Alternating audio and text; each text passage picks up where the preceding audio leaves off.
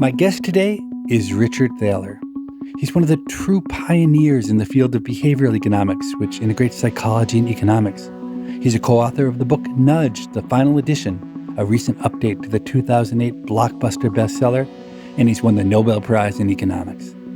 But he's different from the other Nobel Prize winners I know in two important dimensions. First, he has a healthy dose of common sense to go with his brilliance. And second, he actually has a sense of humor. If you've seen the movie, you'll remember the scene, and you'll be surprised to learn that I was in it.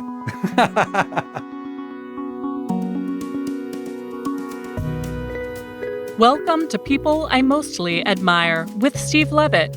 People I Mostly Admire is Adweek's best interview podcast of 2021.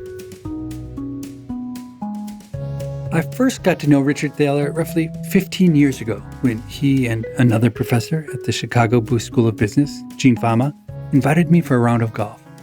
Little did I know at the time that I would become the black sheep of the threesome, the only one not to win a Nobel Prize. We've since become friends, and when I'm in need of a creative idea to solve a tough problem, Richard is always on the short list of people I look to for help. He's more or less a dream guest for me. He's smart. He's well-known, he loves to talk, and he and I disagree on many topics, so I suspect some sparks will fly.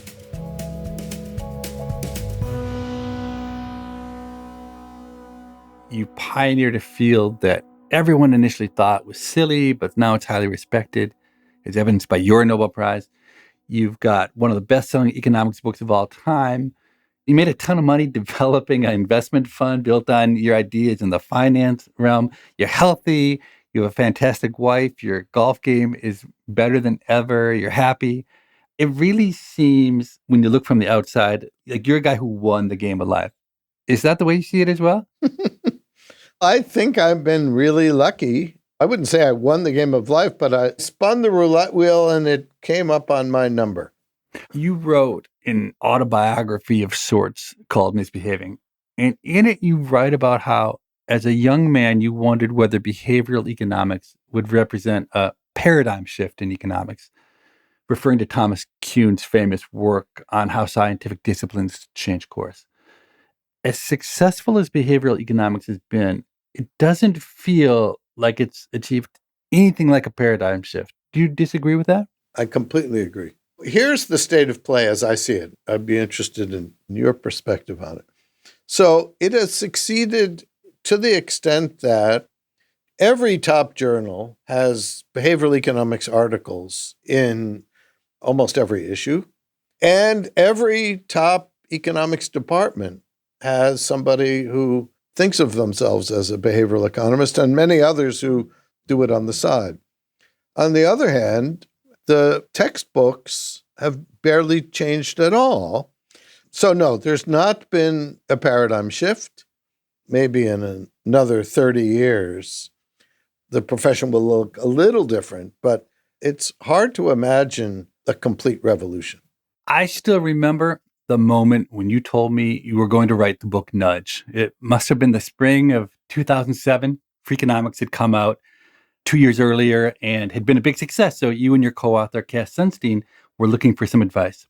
And the idea of you and Cass writing a book sounded fantastic. You're one of the most creative and engaging economists on the planet, and Cass is a brilliant thinker and a master of persuasion. Then I asked you what the book would be about. And you said, libertarian paternalism. Without even knowing what in the world you meant by libertarian paternalism, I knew that any book with those two words in the title would sell about 2,000 copies. I had an idea that it wouldn't be as horrible as it sounds, but I certainly agree that with that title, it would have been lucky to sell 100 copies. I don't think I was the only one who had doubts about this book, because you went and pitched it to publishers and you got a pretty lukewarm response, right? Uniformly hated it. The title, Nudge, was suggested by one of the publishers who rejected the book. And they said, we actually like this book, but we're in a bit of internal turmoil, so we can't really publish it right now. But the idea of this book reminds me of the word nudge, which is kind of a fun word and maybe you could use that. And we immediately thought, what a great title, and then put it into the book in such a way that our publisher couldn't later mess with it. So you embedded the word nudge so deeply and heavily throughout the text of the book that it would have been embarrassing and ridiculous not to call the book nudge. Well, and a lot of work, right? We would now call it sludge. So this may be too personal question, but do you remember roughly what you got paid as an advance on that book? Yeah, $100,000. Well, that's actually more than I thought. From an academic press, that's a lot. But I do know that at that time, the going rate that tons of economists were getting was 3 to 5 times that, which really tells you how the market didn't think this book was going to succeed. But indeed, you didn't sell 2,000 copies or 100 copies. You sold a couple million copies. But if I remember correctly, because you were working with this sleepy academic press that did no marketing, the book didn't immediately become a hit. Is that true? That's true. Their idea of marketing was locking it in a warehouse and hope somebody ordered it. So we convinced them eventually to sell the paperback rights to Penguin. That cut our royalty rate in half and increased our income. Economics at work. So for people who've had their head under a rock for the last decade, what's a nudge? So we define a nudge as something in the environment that attracts our attention and influences our behavior in a way that doesn't require anyone to do anything and doesn't change economic incentives. Another way to put it is that the rational economic agent, Homo economicus, would not react to nudges, but humans will. Rattle off examples of what nudges are, just to give people a flavor for the spectrum that a nudge could take. Undoubtedly, the most famous nudge appeared in the urinals of the Amsterdam airport, where some genius got the idea to etch the image of a housefly dead center in the urinal with the idea that if you give a man a target, he will aim. We haven't been able to check the data on this. According to them, spillage, which is a great euphemism, was decreased by 80%. So why is that a nudge? Well, when you go to the toilet, you know what you're supposed to do, at least since age 3. So you shouldn't need the help of a target, but it works. At a more serious level, for years, companies had the peculiar problem that people were failing to enroll in retirement plans, even though the economic benefits were enormous. Many companies will match contributions 50 cents on the dollar, sometimes dollar for dollar, up to 6% of pay. It's a no-brainer. Everybody should join. But as many as half of the people wouldn't join, say, within the first year of eligibility. I had suggested in 1994 that we could solve that problem just by changing the default and automatically enroll people in the plan unless they opt out. Finally, some company tried it, and lo and behold, enrollment jumped from 50% the year before to 90%. And this has been replicated all over the world, including the UK has a national system, and they decided to use automatic enrollment, and less than 10% opt out. So this really works. So nudges do not include mandates or taxes or prohibitions, and nudges are not allowed to reduce the choice set. People always have the choice that they had before the nudge. The nudge is just a way of tilting them towards doing the right thing or making it easier for them to make a choice. Exactly.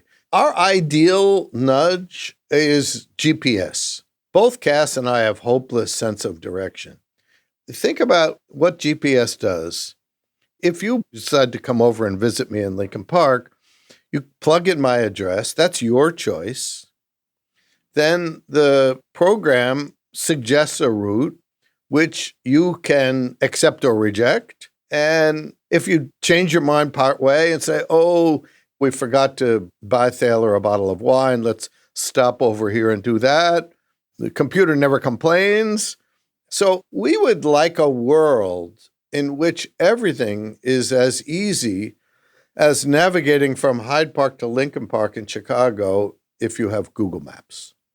And another piece, then, is that your nudges are supposed to be cheap, that they're supposed to be things that you just put on and you get hopefully magical results that are far out of bounds with the cost of doing it. Correct. Although one thing I don't like about the title nudge is that it subtly suggests that we're about tweaks. And sometimes the right solution is to re-engineer the entire system. Think about the difference between a cafeteria and a restaurant with a menu. Those are completely different choice environments. Sometimes we might want to make bigger changes, but still following this rule that we don't force anybody to do anything. We don't think that we can solve all the world's problems, or maybe even any of them, with nudges. The point of the book was to say, let's see how far we can go, even tying one hand behind our back. It's like if you and I went out and played golf and you decided you were going to just use a 7-iron and a putter. That's an interesting challenge. And we said, let's see how much we can accomplish with this gentle tool and see how far we can go.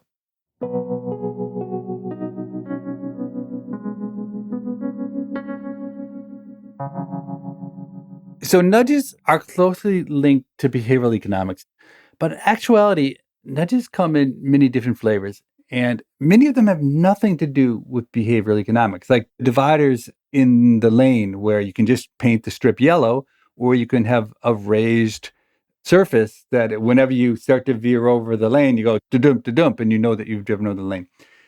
Do you agree that there's no reason to necessarily rely on behavioral economics? I totally agree. I'll go further to say you also don't need psychology. Much of it is just common sense. You mentioned those roads that start making noise if you go off to the side. There's also the example we have in the book of there's a dangerous curve on Lakeshore Drive in downtown Chicago that has a speed limit reduction, but people wipe out there all the time. I have wiped out there once, actually. So they did something very clever. Now, this one you might borderline say is deception because it uses a visual illusion. They painted horizontal lines across the road that get closer and closer together as you near the apex of the curve, and it creates the illusion that you're speeding up. So you have the reaction to put your foot on the brake, and it would have been good if those lines were there before you had wiped out. Well, they were there. I wiped out anyway. I'm not very visual. Maybe that's part of the problem. So there's so many different kinds of nudges. If you were only allowed to use one kind for the rest of your life, I bet I know which one you'd pick. Probably defaults. Yeah, probably. Defaults are like the most amazing thing in the world. They're free, they're easy, and they move behavior radically in every setting. That's a fair assessment, right? No. Okay, good. Give me a counterexample. So 2 of the chapters in the final edition illustrate when defaults work and when they don't. There's a paper written by 3 economists at Carnegie Mellon about people making choices of health insurance. A very large company decided to use a choice architecture that I think most of your colleagues in the economics department would think is great. There were 4 variables you could pick: deductible, coinsurance rate, maximum out-of-pocket cost, and so forth. And there were various levels for each of those, 48 combinations altogether. They said, pick any combination you want. It's like sending the recipe you want the chef to use to cook your dinner. So a majority of the people selected health insurance policies that were dominated by another one. What does dominated mean? It means worse on some dimension and not better on anything else. And in that case, there was a default, but hardly anybody took it. So why not? It's because what psychologists would call demand effects. If I point you toward a salad bar, then you're going to go make a salad. You're not going to say, oh, give me a Caesar. So they were being asked to create their own health insurance policies. So they did. It turns out they're lousy cooks. So that's one example. A second one is in Sweden, they have a partially privatized social security system. And they had a default investment strategy. And they also allowed essentially free entry of mutual funds into this, which got them 456 options, one of which was the default. But then they advertised saying, don't take the default, Oh, no. choose your own. Uh-huh. So now there's a battle of the nudges. The default is a nudge. The advertising is a nudge. Which one? Turns out the advertising. So 2/3 of the Swedes chose their own, and they did a pretty lousy job of it. And there's a third example on which I think there's enormous confusion, which is an organ donation. Yep. Mm-hmm. In the US, we have an opt-in system. So in Illinois, where we live, when you get your driver's license renewed, they ask you whether you want to be an organ donor. And if you say yes, they put that on your license and enter you into a registry. But there are countries that use something they call presumed consent, where you have to opt out. And there's a famous paper by two friends of mine, Eric Johnson and Dan Goldstein, showing that in countries that use presumed consent, almost no one opts out. 2% of the people opt out. Whereas in places like the US, maybe only half opt in. So people say, oh, look, there's the solution to the problem. And in the first version of the book, we made it clear, no, we don't like that. There's a subtle reason why that system doesn't work. And it has to do with what we economists would call path dependence. So if you come over to visit me in my office, it makes no difference what route you took to get there. If you took the elevator or took the stairs, you're in the same place. That's not the case for organ donors. The data show that you actually get about 25% more organs transplanted with an opt-in system than presumed consent. People who have elected to be organ donors are treated very differently from people who have been presumed to be willing. And in countries that do that, they don't presume anything, and they ask family members, and the family members have no clue. Because they've never talked about it, because there's no registry. No one ever comes home from the Department of Motor Vehicles and says, oh, I became an organ donor today. This is a matter of some frustration to me. In the UK, I helped convince David Cameron's government not to adopt presumed consent, and Boris Johnson's government recently switched. It's interesting because what it really points out, which I think is consistent with and at the heart of nudges, is that you need to understand the context in which you're operating to design a system that gets the job done. The dynamics in the discussion between a doctor and a patient, and the patient and that patient's family, are critical to getting the right answer, which is a little bit of where the psychology comes into this. The context point is crucial. There are no simple answers. You really have to understand the system you're working in order to create the right choice architecture.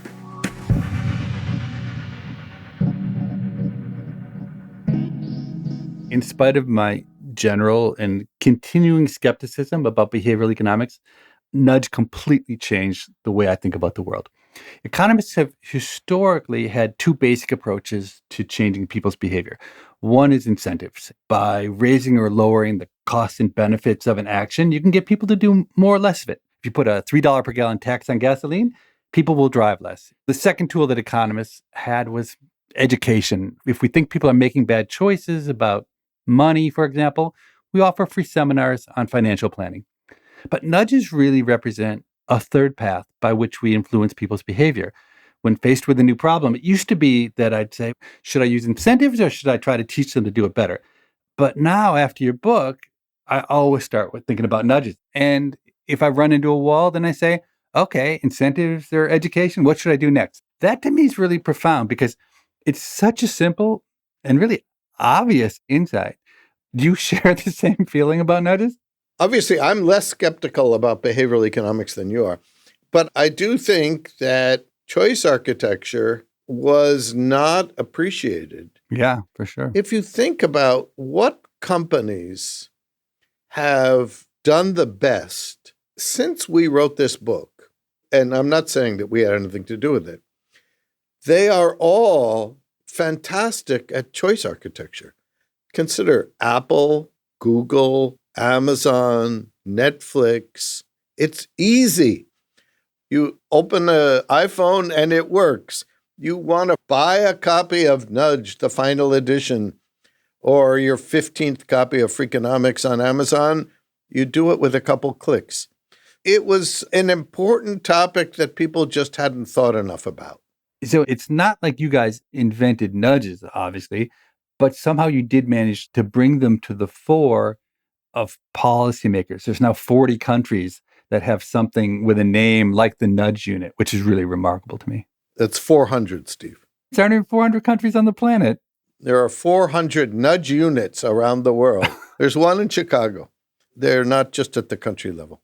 Okay, now you're going to hate my language. If I try to narrow down what nudges do, it's not quite right, but in my experience, it turns out to be easier to trick people into doing what you want them to do rather than incentivizing them.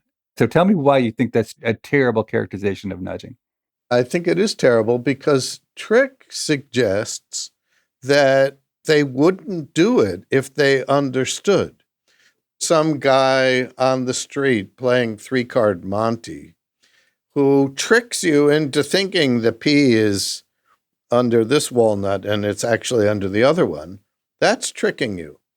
Making it easy for you to join the pension plan, which will make you comfortable when you retire, is not tricking you.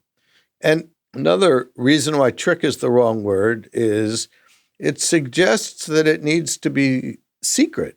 We insist that nudging be transparent. If joining the retirement plan is automatic, you're told that because you're also told, here's what you have to do if you want to opt out. I don't think there's any tricking involved. Yeah, so sometimes it's not tricking, but give me an example where it is. The cafeteria, where if you want people to eat in a more healthy way, you put the healthy foods at the beginning and the really tasty ones at the end. No, but Steve, just listen to yourself. Making the fruit more visible is the opposite of tricking. It's making it salient. Now, if we hid the Snickers bars and you had to go ask for them, it's not clear that would fit as nudging, but that's almost never what we do.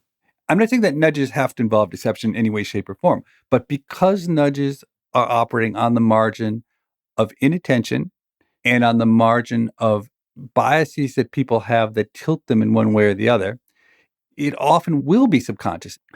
Now, infomercials, for example, they're masters of nudging. They exploit people's biases to get them to do what they want them to do.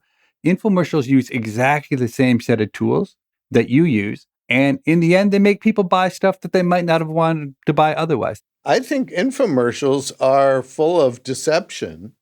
And it's not so much nudging as it is flimflammery and high-pressure sales. We're in favor of cooling off periods for products that are sold that way. A cooling off period is a rule that says you're allowed to change your mind within, say, 72 hours. I love the example you used in Nudge about Homer Simpson. He goes to buy a gun because he's so mad he wants to kill somebody. And the guy says, you have to wait 72 hours. And he's 72 hours, but I'm angry now.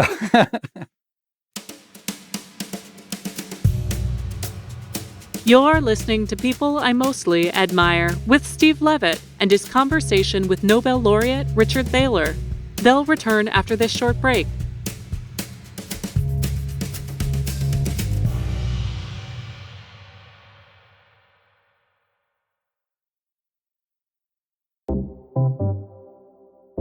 Hi, Steve. Hello, Morgan. As 2021 comes to a close, I want to talk about the people that we'd love to have on the show as guests and that I've tried to secure as guests, but I've been really unsuccessful at booking.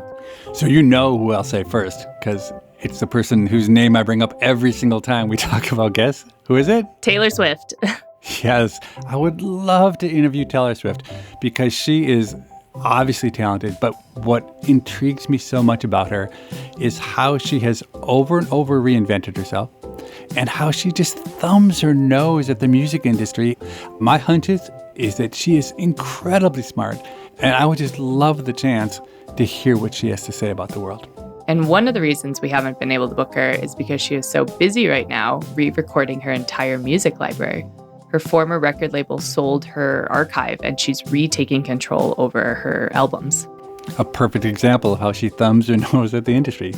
Another person we've tried to get and failed to book is Jon Stewart. I have so much admiration for Jon Stewart. I was on The Daily Show with him twice, and those 2 times I met him, I could not believe how intelligent he was, how dynamic, how empathetic, and I would love the opportunity to turn the tables and get to interview him. In that regard, I know you'd also really like to interview Trevor Noah. Oh, God, I love Trevor Noah. What an amazing autobiography. What a great story. What a talent. I just think he's incredible. We're talking about a lot of people who have talk shows and interview other people. Is that what's interesting to you? Is that they're usually on the other side of the microphone? No, I've been interviewed by a lot of people, and I have zero interest in turning the tables. Jon Stewart didn't interview me. Jon Stewart read Freakonomics and Super Freakonomics and internalized them and had a conversation with me off air that made me think he was one of the smartest people I had ever met.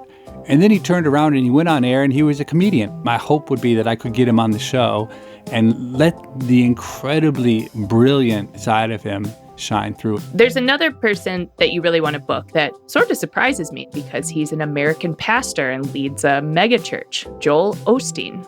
Oh, God, I would so love to have Joel Osteen on the show. No, I know he's a polarizing figure, but I have been an enormous fan of his. Even though I'm not Christian, I'm not religious at all, I still listen to his sermons all the time. You do? I do. My Sirius radio, I've pre-tuned to Joel Osteen's channel because I enjoy it so much. I've been live to his sermon in Houston, believe it or not. He's someone who you only hear on his own terms, on his own show, preaching, and I would love the chance to see what makes him tick. So he's got a lot of fans, but he doesn't have a lot of fans like me. So I think it could be really a fantastic podcast episode. Well, I have been unsuccessful in booking Taylor Swift, Jon Stewart, Trevor Noah, and Joel Osteen. But maybe our listeners have an in. If someone had an in with one of these people and could get them on our show, what would you do for that listener, Steve? I don't know, Morgan, are we allowed to offer cash bounties? I don't think we should offer cash, but we could offer some Pima swag, like a mug or Freakonomics socks. Oh, God, that's pathetic. We must be able to do better than that. I would offer dinner. I would say any listener who can get me an interview with one of those 4, I would be delighted to treat them to a fancy dinner or an unfancy dinner. I like unfancy food. That would be a pleasure. I haven't even met you in person, but one of our listeners gets to meet you in person? If you can get one of those 4 on the show, then you get to meet me in person too, Morgan. Okay, Steve, it's a deal. We are also open to other guest suggestions. If you'd like to hear somebody on People I Mostly Admire, pitch it to us. Our email address is pima@freakonomics.com. That's PIMA@freakonomics.com. It's an acronym for our show. Steve and I read every email that's sent, and we look forward to reading yours.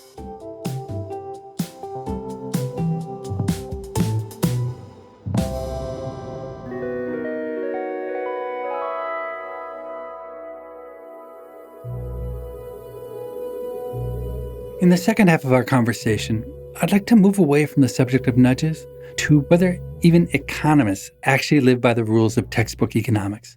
If we fall prey to behavioral biases, who doesn't? So we're both professors at the University of Chicago, ground zero for rational economic thinking. With that in mind, do you remember the chaos that ensued when faculty offices had to be assigned when the business school moved into its new building? I wrote a chapter about that in my other book, Misbehaving. We built a spiffy new building, and everyone was going to get a better office, but there was the question of who would get which one. The deans decided to conduct the equivalent of the NFL draft. Somebody would get to pick first, and they would pick their office, and then whoever was second would get to pick, and so forth. The picking order was determined in some mysterious way. You'd get an email and said, you're going to pick at 11:30 on Thursday. It took the faculty about an hour of frantic emailing to piece together what the actual order was. So the entire activity of the organization became focused on the allocation of offices. So you're saying everybody wasn't happy with the slot that they were put into in the draft. They did say that there were certain number of categories. Maybe there was a superstar category, and maybe it had 10 people or 20 people, but they said it would be random within that. People who were unlucky within their category were furious, even though they all understand what random means. But the most amusing thing to me was that they adopted a rule that said you may not trade offices or picks. So they basically suspended any market-like activity that would allow people's intensity of preferences to be demonstrated, even though this is the University of Chicago and these are mostly economists doing it. Yep. It gave me great amusement. I love that example because it shows how even people who espouse markets and rationality, when things get too close to home, they tend to revert to other kinds of behaviors. I have a constant battle with the administration capping my class size. And one year I actually succeeded, and I got them to release the cap, and maybe 200 students took my class that year, and everything went great. But then the next year, when I looked at the course catalog, I realized that my class was once again limited to 50 students. So I went to the administrator and I said, why did you limit my class to 50? Everything seemed to go great last year with 200. And he said, if so many students take your class, then there's hardly any students taking the other economics professors' classes. And they were so mad that they said that we had to cap your class at 50 again. These are Chicago economists who believe deeply and religiously in the markets, but rather than offer a high enough quality class that students actually want to take it, they want to resort to interventions by a central authority, the department coordinator, to override market forces. And then actually that year, as I tried to appease the students who showed up hoping to take my class, I expressed my own discontent with the system and how inefficient it was. I said, well, if they wouldn't allow more students to enter, at least there should be a way for students who really want to be in the class to buy a spot from a student who was lucky enough to get in but didn't actually care very much. And a few days later, I got a phone call from the dean of students saying she had some terrible news. They had discovered that a student in my class had sold her spot to another student for $1,000, and she was going to be suspended immediately, and they were going to consider whether she should be kicked out of the school. They just wanted me to know so I wouldn't be so shocked if this became a headline in the school newspaper. So given the apparent horror surrounding the situation, I was somewhat sheepish when I admitted that it was my idea, and I told them to sell their spots in the class. So of course, the student got let off the hook. Later, I hired her to be my research assistant. And here's the twist that's so interesting. This incident became a staple of the college tours given to prospective students visiting campus. The student tour guides would tell the story of the student who, thinking like an economist, made some cash and impressed me so much that I hired my research assistant. And the story came to symbolize really the power of economic thinking and the innovativeness of our students, always leaving out the fact that she was on her way to expulsion for exactly those same set of characteristics that we supposedly cherish, until I stepped in and got her off the hook.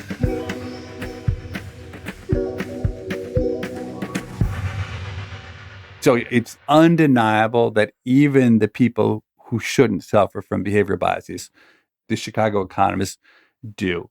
But at the same time, I think the general public has developed an unrealistic view of the power of behavioral economics. When I had Danny Kahneman on my podcast, I said, Danny, it seems to me empirically that the expectation about what behavioral economics can do for behavior change has outpaced the reality. And Danny replied, absolutely.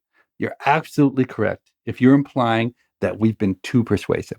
Books like Thinking Fast and Slow, which is Danny's popular book, have managed to convince lay people that behavioral economics is the most powerful tool one has ever encountered. Now, I suspect you completely disagree with this. It is true that Danny is a pessimist and I'm an optimist. I will say, since we're talking about nudge, I think most policy changes that qualify as nudges have small effect sizes.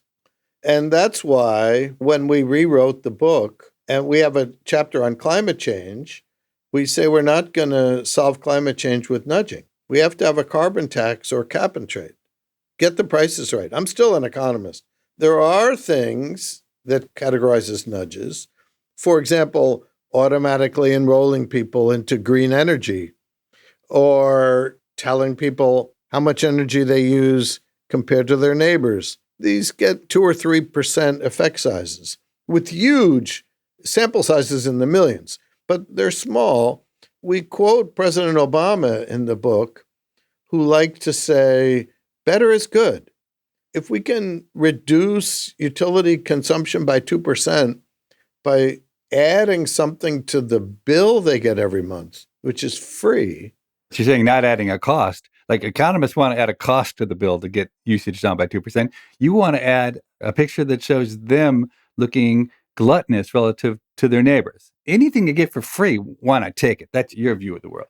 Yeah. And the big question, maybe this is a behavioral economics question, but it's not one for which I have an answer, is why are we as economists so unpersuasive about why we need to price carbon emissions? That's a great question. Because literally every economist I've ever known would tell you, of course we should have a tax on carbon. This could not be more obvious.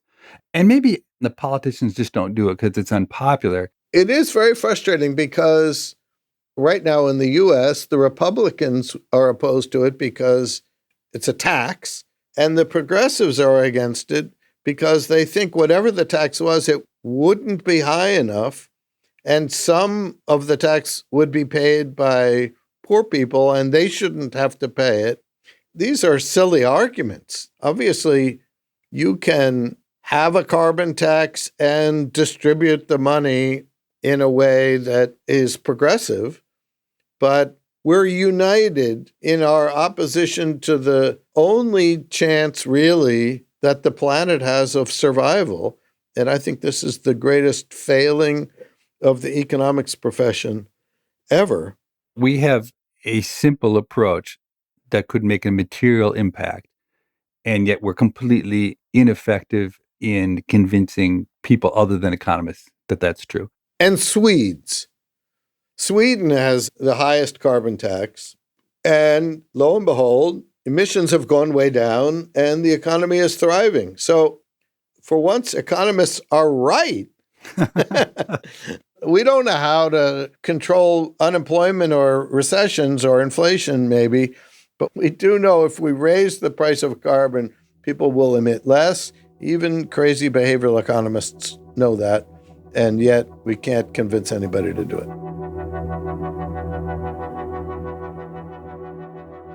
Do you have advice for people who exhibit the kind of biases you've spent your life uncovering? Should they fight these biases? Should they try to be more like an economist? It depends. We all have self-control problems. Danny Kahneman says, my best quality is that I'm lazy. Danny Kahneman says that your Richard Thaler's best qualities, you're lazy. Yeah. I complain when he says that. I admit to being lazy, but is that really my best quality? We think of each other as best friends. So this is your best friend saying your best quality is lazy.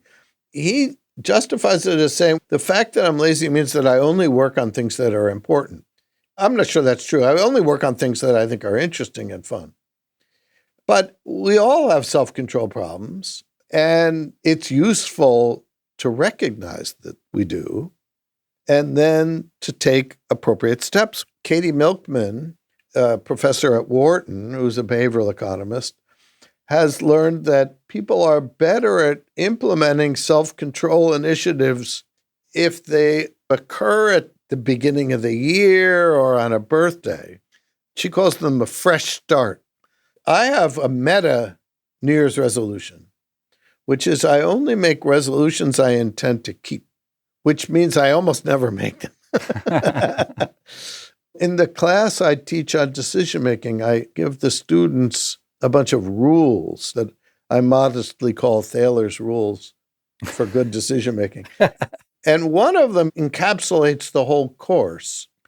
I have to explain the concept of a sunk cost.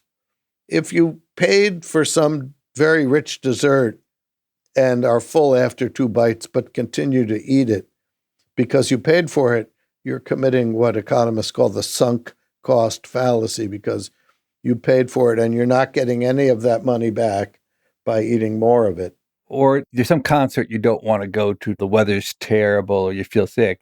If you paid $200 for the tickets, you're going to go to that concert. If you got the tickets for free, you don't go, which to an economist makes no sense at all. Right. So my rule to my students is ignore sunk costs, but assume everyone else doesn't. Spoken like a true economist. That is a high compliment.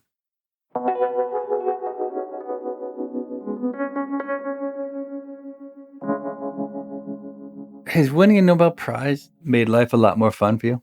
Around the edges, I got invited to play at Augusta National. That was pretty great. You got to be a movie star for a short period of time. Tell me about The Big Short. The movie was before the Nobel. Oh, it was. Oh, I didn't realize that. So if you've seen the movie, you'll remember the scene and you'll be surprised to learn that I was in it. It's a scene at a blackjack table, and I'm there with the pop star Selena Gomez. And our job was to explain the concept of a collateralized debt obligation using blackjack as the analogy.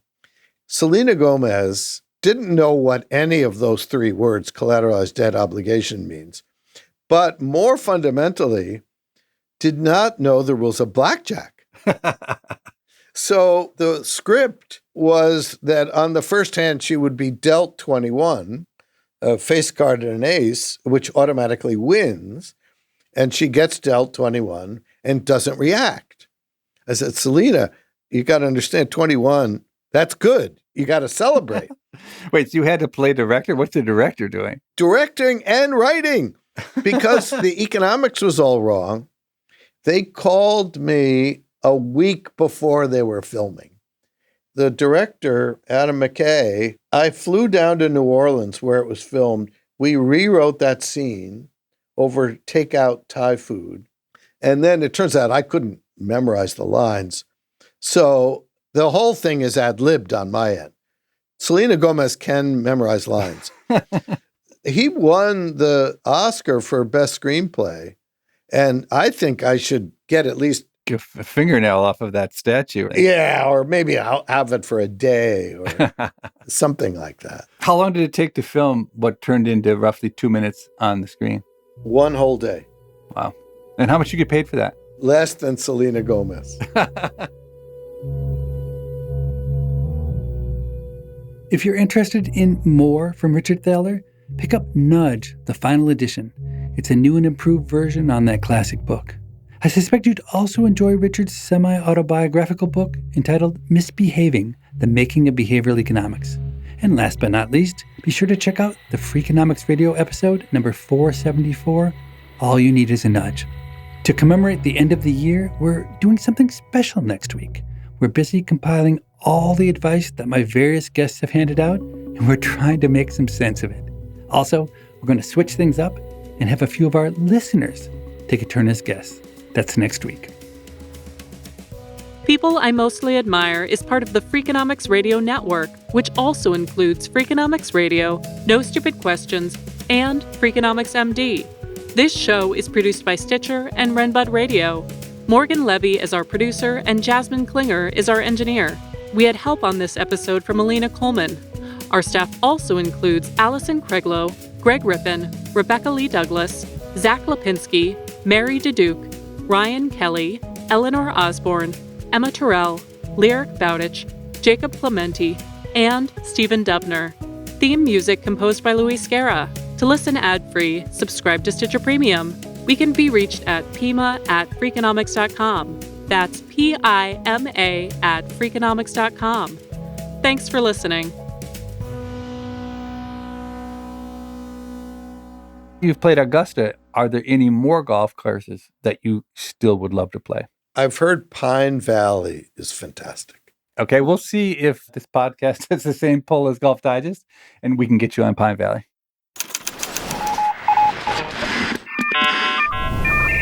The Freakonomics Radio Network, the hidden side of everything. Stitcher.